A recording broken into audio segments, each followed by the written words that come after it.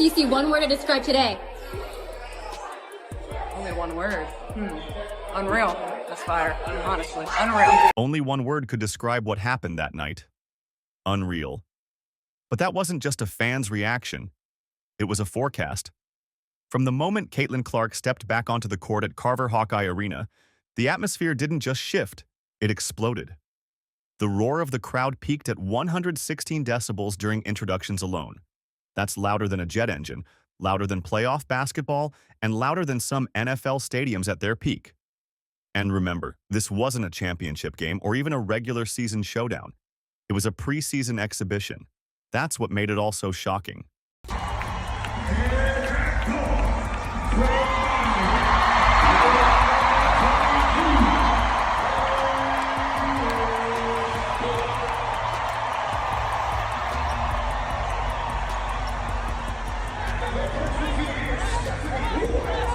Before Caitlin Clark even touched the ball, the energy was boiling over.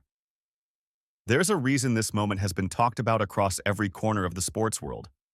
It wasn't just that she returned to the court after 7 months away, it was where she returned, and how. This was no ordinary player coming back from an offseason. This was a hometown hero, now a professional, stepping back into the very arena where she rewrote college basketball history. And she didn't just return quietly. She made it clear from the very beginning. Her journey was far from over, and what's coming next could change everything. What does it mean to you to be going back to play at Iowa, but this time with your jersey in the rafters? Yeah, I'm super excited to go back and play at Iowa. Obviously a place that has meant a lot to me, and we've had so many amazing games inside that arena, so it'll be fun to be back in front of those fans and honestly to get to introduce those fans to all my new teammates. And the Indiana Fever, I think, will be really special because they love supporting all of us. So yeah, I'm looking forward to it, and I know it's gonna be a special day. Long before tip-off, Iowa City was buzzing. Fans started lining up outside Carver Hawkeye Arena, not minutes, but hours before the doors opened. And they weren't just hoping for good seats. They were hoping to catch a glimpse of warm-ups, maybe a smile or wave, maybe even breathe the same air as Caitlin Clark. People wrapped around the building in every direction, huddled together in May weather like it was a championship tailgate. Some had driven from other states, others had taken the day off work, and all for a preseason matchup that technically didn't count for anything. What are you the most excited to show your teammates around campus? Ooh. Honestly, I'm most excited to show them how cool Iowa City is. Like, people don't realize how good of a college town that place is. My teammates just expect it to be cornfield, but I'm like, no, it's one of the greatest colleges. So, yeah, downtown Iowa City is where it's at. So we'll give them a little tour, and I'm sure they're going to want to come back. But in reality, it counted for everything. This wasn't just another game. It was a pilgrimage. Average ticket prices soared above $670, and that's not a typo. That's historic event pricing. Clark's impact on the game has always been electric, but now she was bringing that electricity back to the very place it all began. The anticipation wasn't just about nostalgia, it was about witnessing the start of something new. Everyone who showed up that night knew they weren't just attending a basketball game. They were showing up for a moment that would be remembered for decades. Yeah, getting to go back to Iowa, it's so exciting. I obviously haven't really been there much since I left about a year ago. And I think just getting to see people that have supported me throughout my career and continue to support me is going to be incredible. But also, like, they're the biggest Indiana Fever fans too now. Like, they want to meet all my teammates. They want to cheer for my teammates. And I was telling some of the girls this the other day, I'm like, they're going to go crazy for you too. Carver Hawkeye Arena isn't just a basketball venue. It's a monument to Caitlin Clark's rise. This is the floor where she became a household name, where she shattered records once thought untouchable, and where she turned women's basketball into must-watch TV. Every brick, every seat, every echoing cheer in that building holds a piece of her story. And now, as she returned wearing a different jersey, that story added a new chapter, one that felt just as emotional as her last. Season game against Brazil at Carver Hawkeye Arena. Seats at the arena for the May 4th matchup between the Indiana Fever and Brazil were first offered to season ticket holders and a few top donors. It didn't take long for them to be gone. You could see it in her eyes during warm-ups. Clark scanned the familiar rows of seats, now packed with 15,000 fans who had cheered for her since she was a teenager. And though she stood there as a professional now, something about the moment felt beautifully unchanged. This wasn't just an athlete coming home. This was a full-circle return. And the symbolism hit harder when her Indiana Fever teammate, Lexi Hull, wore Clark's number 22 Iowa jersey during pregame, a silent but powerful reminder that this night was more than basketball. It was legacy, loyalty, and love, all converging under one roof. They're going to have signs about you. They want your autograph. They want a high five from you. And I think that's what I appreciate about them the most is like they want to cheer not only for myself, but everybody else on this team. And they have so much fun watching us. So now getting to take the Indiana Fever to them and their environment, I was telling Lexi and some of the other girls this other day is like, this will be the loudest arena you have ever played in. They're going to scream. They're going to cheer. When I tell them to get up, they're going to get up. So it'll be fun to get to go back there since my last time playing there in the NCAA tournament my senior year, so it should be really special. The opening tip hadn't even cooled off when Caitlin Clark gave the crowd what they came for. Just minutes into the game, she stepped into her comfort zone, well beyond the arc, and let it fly. A logo 3. Nothing but net.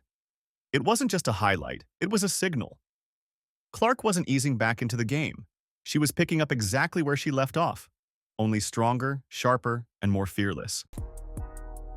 Clark, pull up 3, you bet! The roar from the crowd wasn't the sound of surprise, it was the sound of recognition. Everyone in that arena knew what that shot meant. It was more than 3 points on a scoreboard. It was Clark looking 15,000 people in the eye and saying, "I'm back." And not just back for nostalgia, she was back to dominate. That first bucket didn't just ignite the arena. It set the tone for everything that would follow. The better looking possessions of the day for Brazil. Here's Clark. Wow! You bet! From beyond the logo! And a little point afterward. 7 months away from competitive basketball could dull a star's edge. But Clark didn't look rusty. She looked reborn. Her movements were tighter, her footwork smoother, her timing even sharper than before. She absorbed contact that would have knocked her down last season. And instead of wincing, she finished plays and jogged back on defense like nothing happened. She wasn't just physically stronger, she looked indestructible. I said 30 seconds, I'm like, I can make a 2-for-1 work. You knew that was coming. Yeah. Did it get loud in here? When you scored? Yeah. No. No one really cares. You gotta be better. But what stood out even more was her mind. Her passes sliced through defenders like surgical strikes. One in particular, a no-look dime threaded between 2 Brazilian defenders, landed perfectly in Aaliyah Boston's hands for an easy layup. Another pass to Kelsey Mitchell hit her in the corner before she even realized she was open. These weren't just good plays, they were premonitions. Clark was seeing the floor 2 moves ahead, and everyone watching could feel it. Yeah, I thought it was electric. You know, it's what you've seen, whether it's from the outside on television or being here broadcasting, but to actually feel the energy. I mean, it is a thing when you talk about having a 6-man, so to speak. Crowd energy, it gives you a lift, it gives you a boost. It's why we all do what we do, like to feed into these kinds of environments. And so it was a lot of fun. Then came the shot that nobody saw coming, and yet somehow everyone was waiting for. Late in the third quarter, with the clock winding down, Clark dribbled just once past half court and pulled up from 36 feet. The shot arced high into the arena air and swished through the net without even grazing the rim. Pandemonium, goosebumps, pure, unfiltered magic.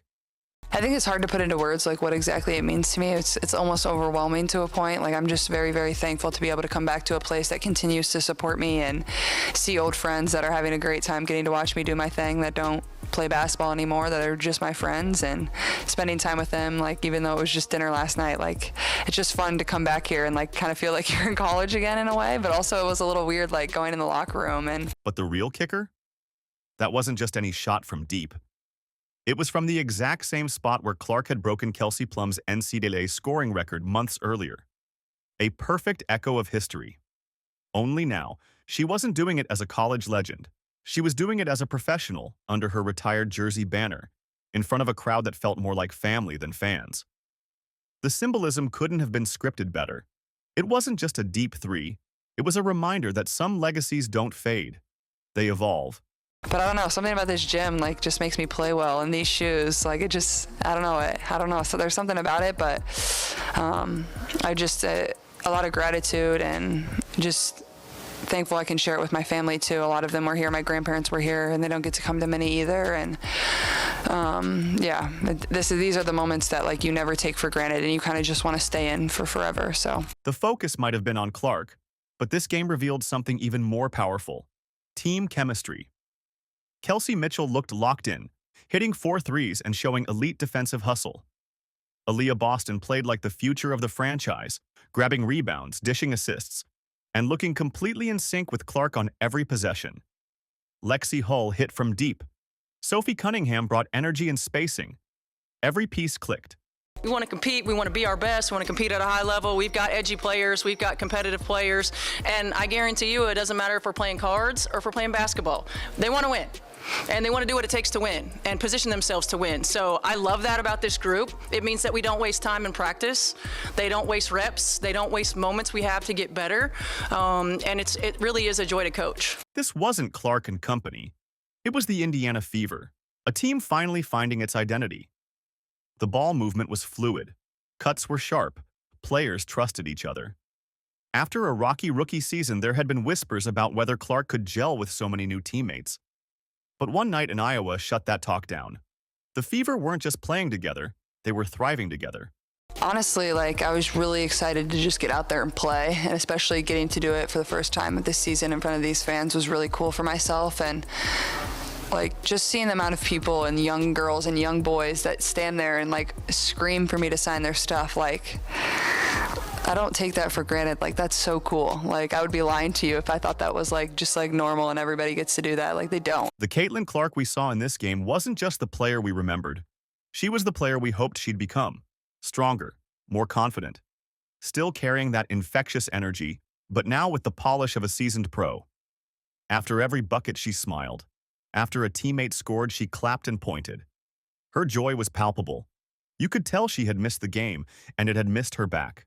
How important was it for you to showcase this to your Indiana Fever teammates? That this is special. Well, I'm just thankful I could bring them all here.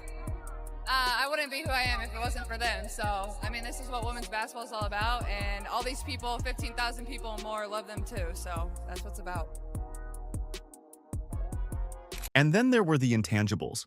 The way she led huddles, the way she kept the bench engaged, the way she made young fans feel seen with a quick wave or high five. Clark didn't just return as a player, she returned as a leader. Someone whose presence lifts the room. Her teammates fed off it. The fans devoured it. And the Fever? They looked like a team ready to turn hype into wins. It.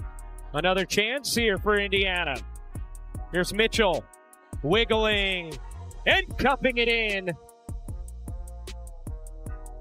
When the final buzzer sounded on a 108-44 win, the scoreboard didn't tell the real story. What happened that night at Carver Hawkeye Arena was bigger than the score, the highlights, or even Caitlin Clark herself. It was about what's coming. The Indiana Fever didn't just dominate, they delivered a statement. This team has chemistry, depth, and something even scarier, momentum.